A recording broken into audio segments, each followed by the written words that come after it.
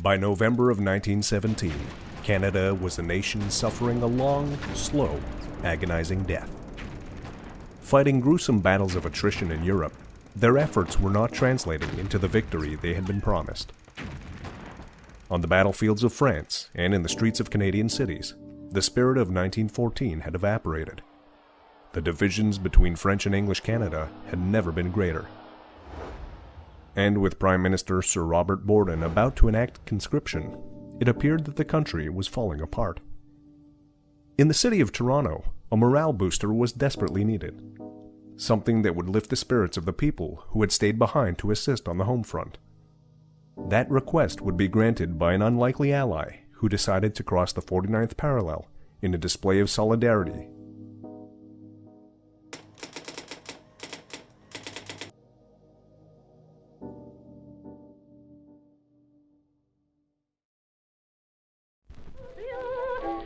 We think you ought to go for your king and your country.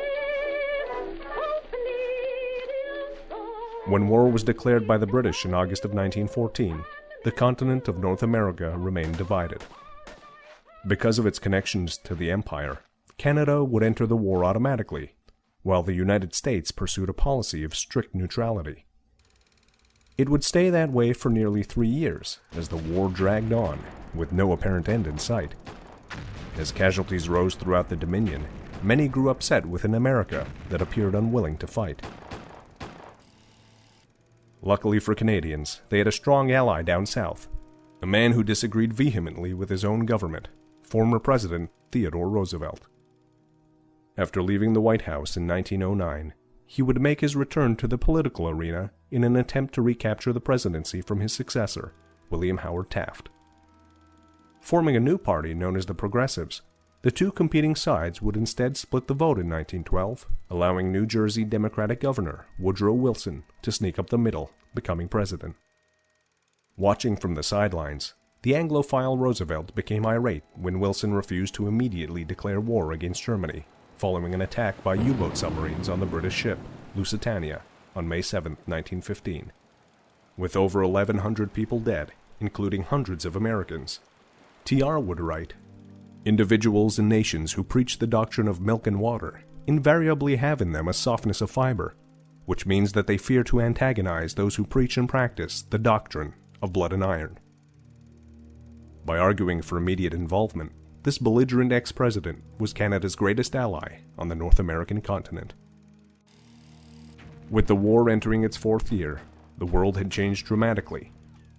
With Germany relaunching unrestricted submarine warfare, President Wilson declares war against the fatherland on April 6, 1917, giving the Triple Entente an important new ally.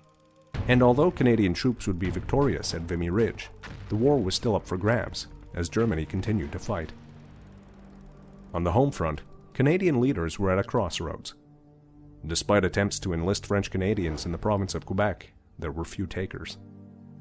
With enlistment rates dropping, a solution was desperately needed in order to fulfill the demand for more troops. After seeing the devastation firsthand, Prime Minister Borden decided to enact conscription, a move that was despised in French Canada as much as it was favored in English Canada.